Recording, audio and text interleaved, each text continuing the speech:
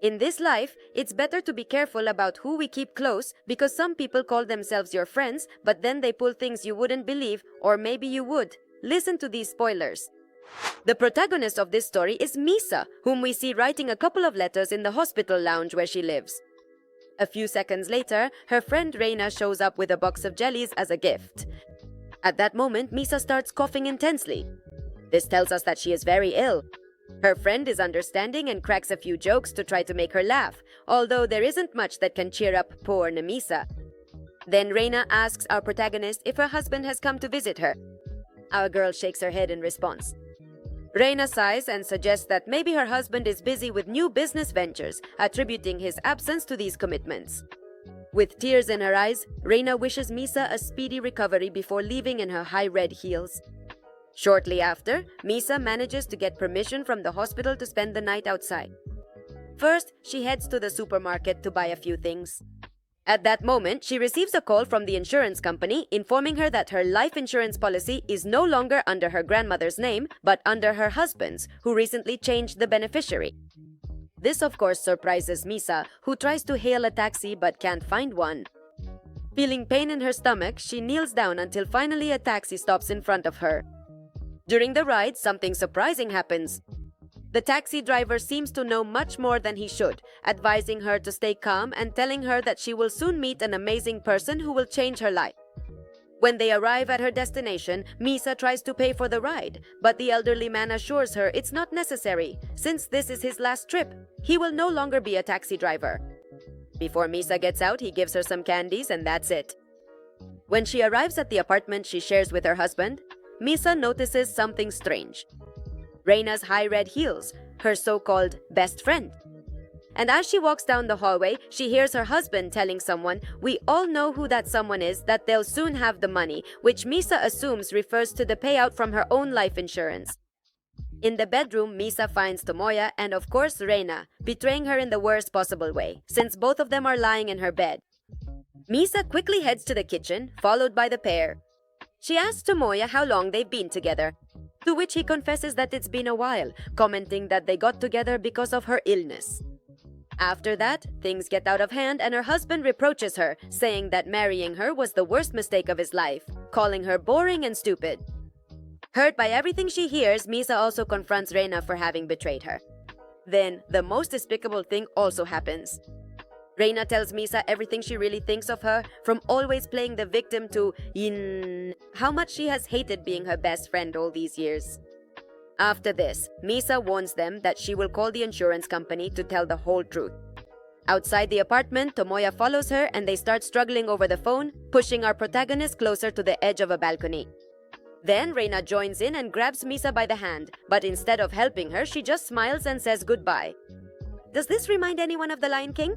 Well, at that moment our protagonist falls from the height and loses her life. In the next scene, Misa wakes up and realizes she's in an office. She stands up and checks her body, since she's supposed to have had an accident, or maybe it was all just a dream. When she leaves the office, she tries to take the elevator, at which point she runs into Tomoya again. As expected, Misa tries to avoid contact with him, even refusing to let their hands touch. As soon as the elevator doors open, she runs out but bumps into Reina.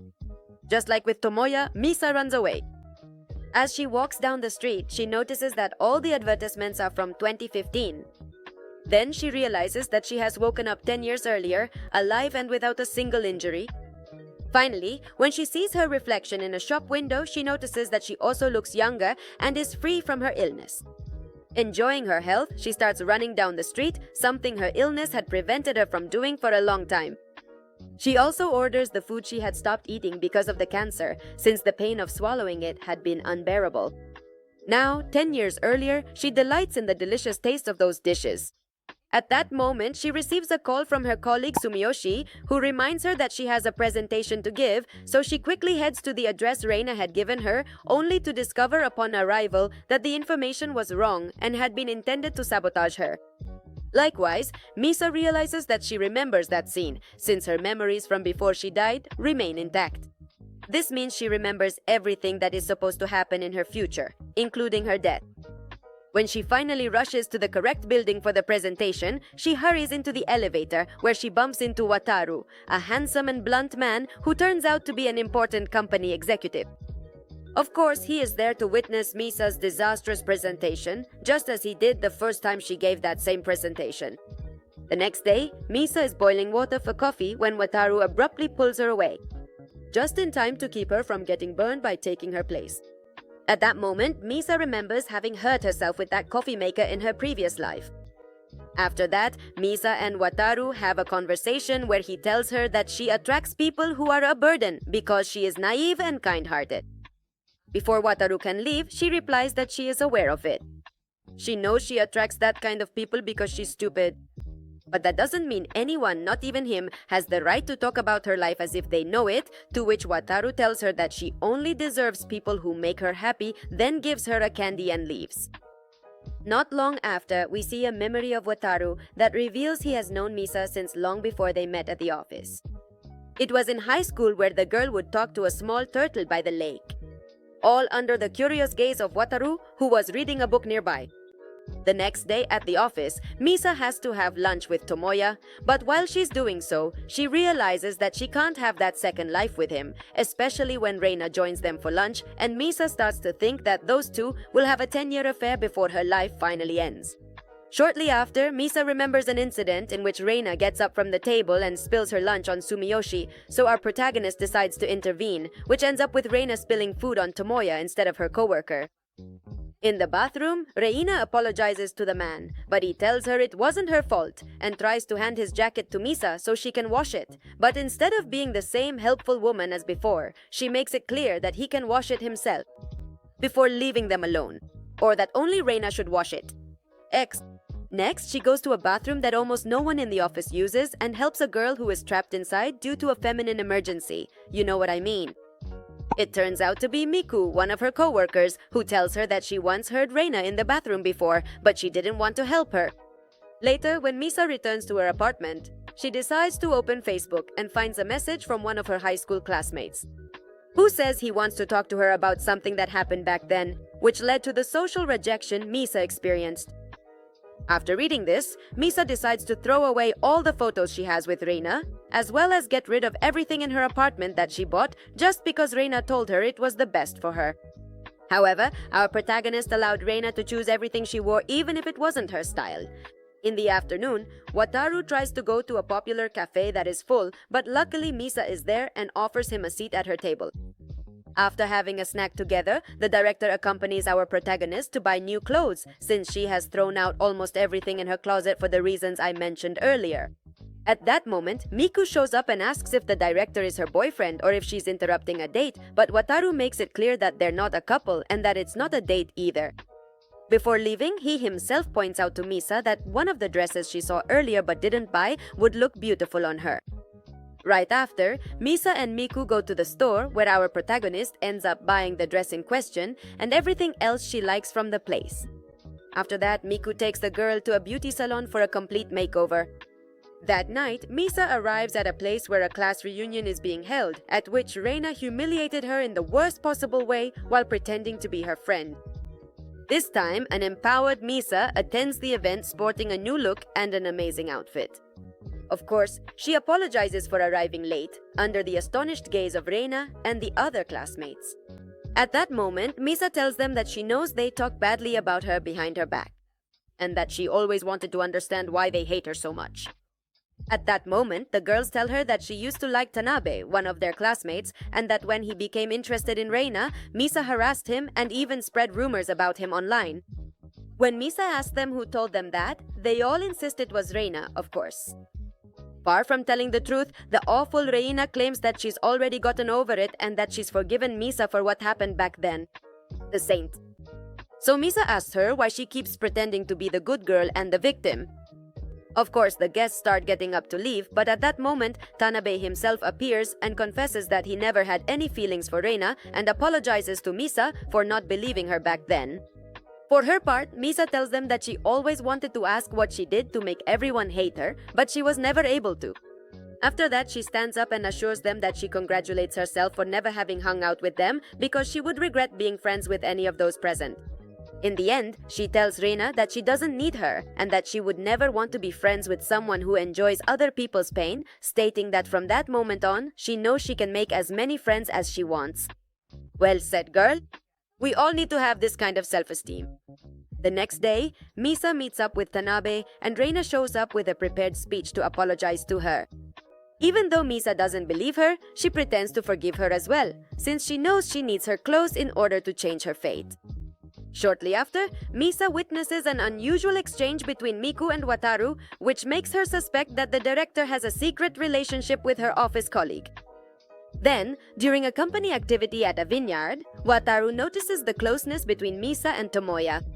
As if that weren't enough, when they share lunch, Reina takes the liberty of congratulating Misa and Tomoya on their engagement, which no one in the office knew about. Misa immediately feels uncomfortable, while Reina pretends to ignore what she just did, and Wataru appears displeased with this revelation. Because of this, as soon as they are alone, a tense conversation arises between them.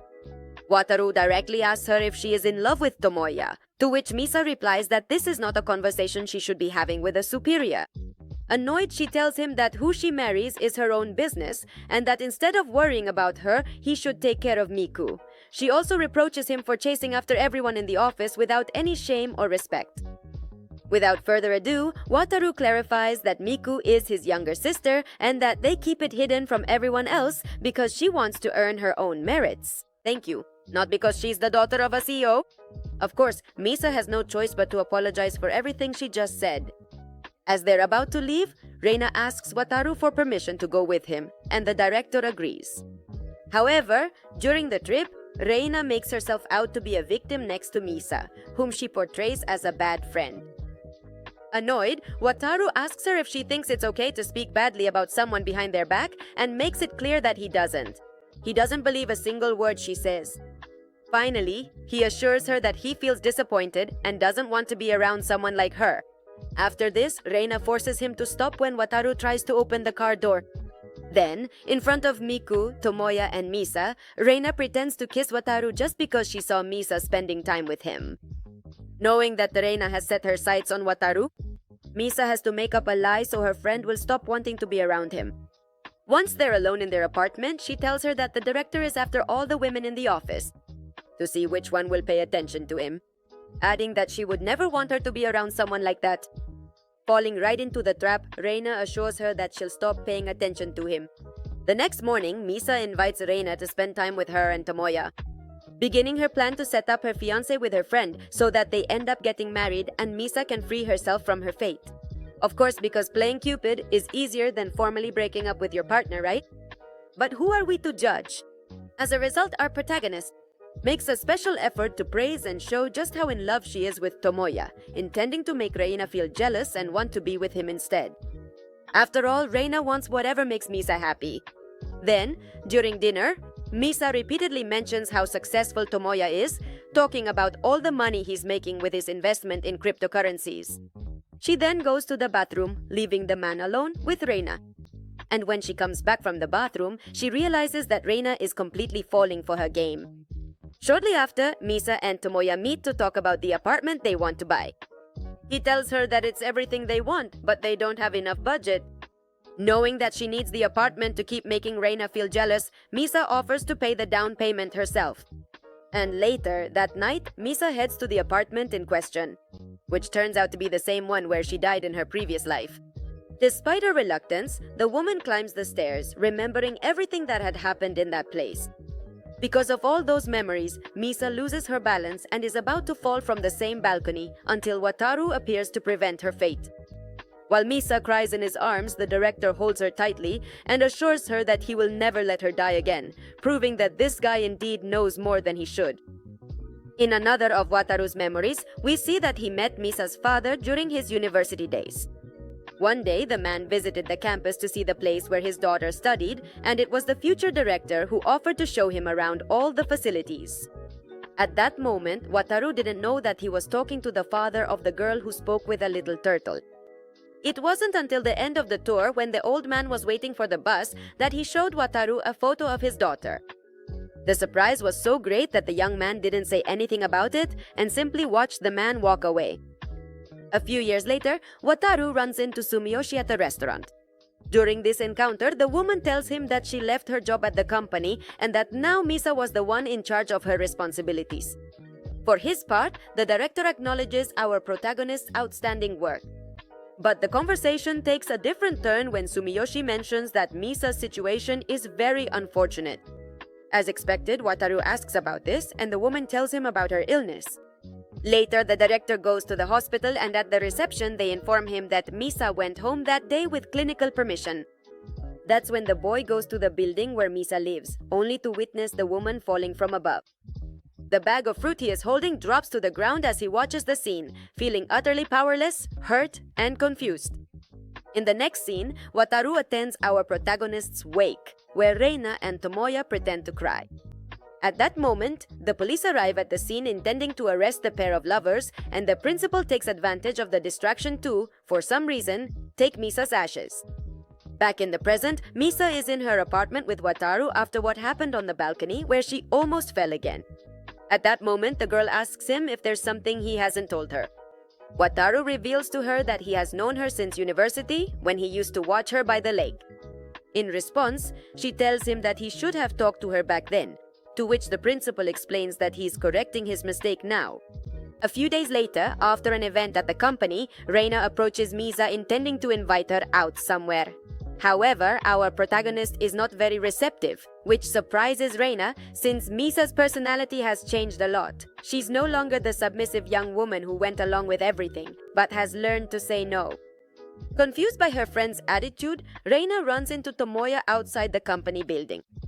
At that moment, she takes the opportunity to get Tomoya's attention by hugging him and asking him to support her.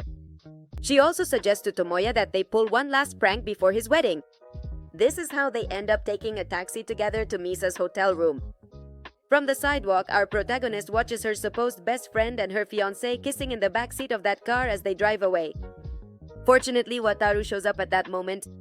As always, the director seems to have a sensor for knowing where Misa is and when she needs him. After this, they head to a bar together, where Misa confides many things about her life and her feelings for Tomoya, and also takes the opportunity to drink more alcohol than she should. And the next day, our girl wakes up in Wataru's hotel room instead of her own. As expected, the young woman thanks him for letting her spend the night with him and also for listening to her. Later, Reina helps Misa pick out an outfit for lunch at her in-laws' house, Tomoya's parents. After all, Misa has to stick to the script of her life in order to change her destiny. After choosing her outfit with Reina, Misa heads alone to the beauty salon where she asks for an intimidating look. And that's exactly what she gets. When our protagonist arrives at the lunch, everyone present is stunned to see her. Misa, far from looking like the sweet woman she is, wears an outfit that's not exactly her style, but still suits her quite well, along with black eyeliner around her eyes. Of course, this scares Tomoya's parents while he just watches, not understanding what on earth is going on. And as expected, things go from bad to worse, since our protagonist is far from wanting to please her in-laws, so she doesn't act like she did the first time she lived through that situation in her previous life. Now Misa answers her mother-in-law's questions with sarcasm, irony, and even with the intention of being disliked. So much so that when her mother-in-law mentions that her behavior is due to not having parents, Misa doesn't stay quiet. Instead, she retorts that she doesn't have parents either. And that if hers, that is the protagonist's parents, were there at that moment, they would actually feel very proud of her behavior. As soon as she leaves the dining room, Tomoya follows her and they have an argument in the garden.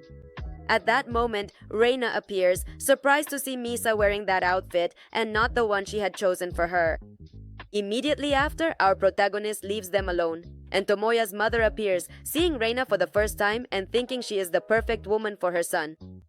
A few days later, during a get-together with the company's employees, Misa has fun and spends time with her co-workers. Or at least until Reina arrives with Tomoya and his mother. Everyone looks at her in surprise, but Reina continues with her plan, announcing to everyone that she is pregnant with Tomoya's child and that they are going to get married.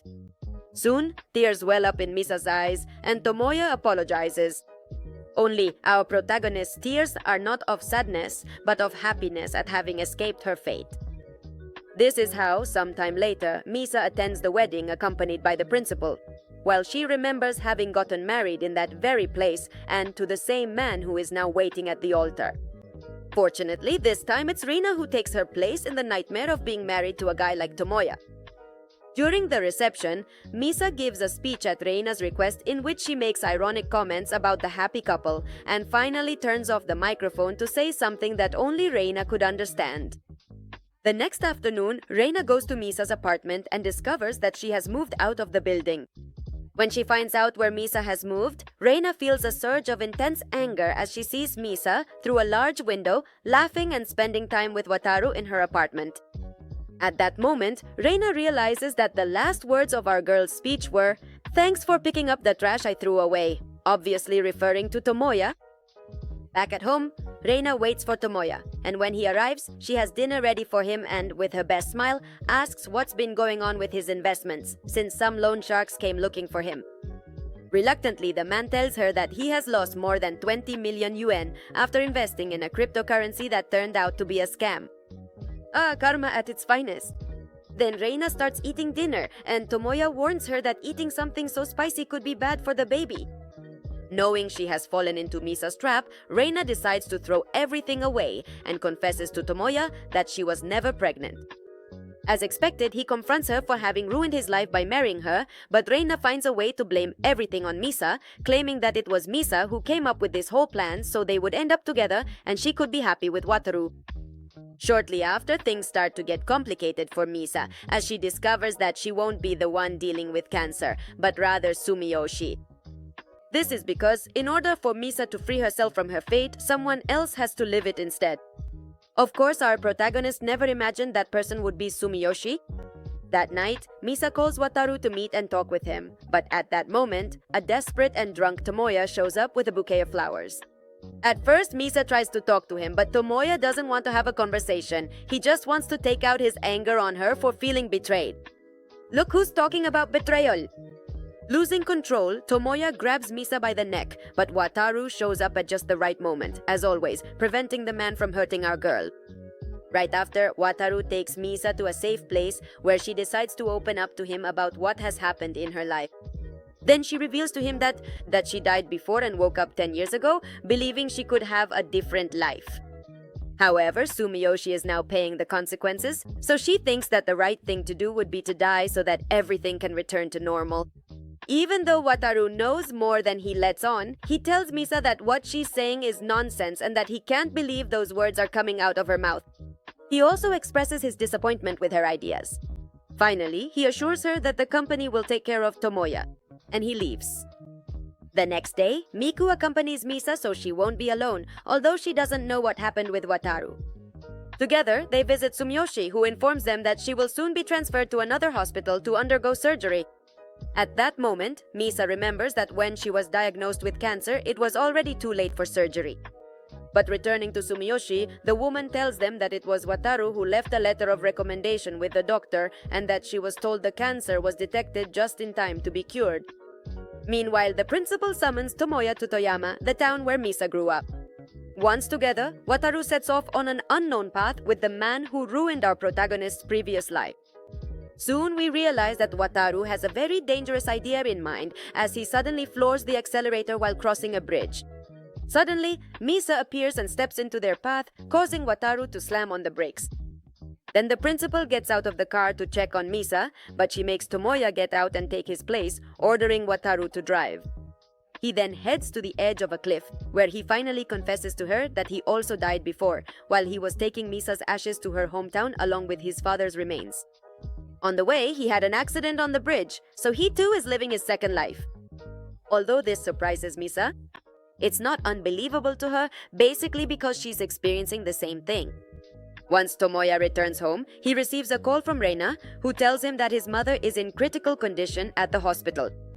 The young man drives recklessly, only for Reina to later reveal that someone had tampered with the car's brakes. Finally, Tomoya calls Misa to apologize for everything he did to her, just before his car crashes into a wall, leaving him badly injured. Days later, Reina continues with her plan and asks Wataru to let her see Misa, telling him the place where she will be.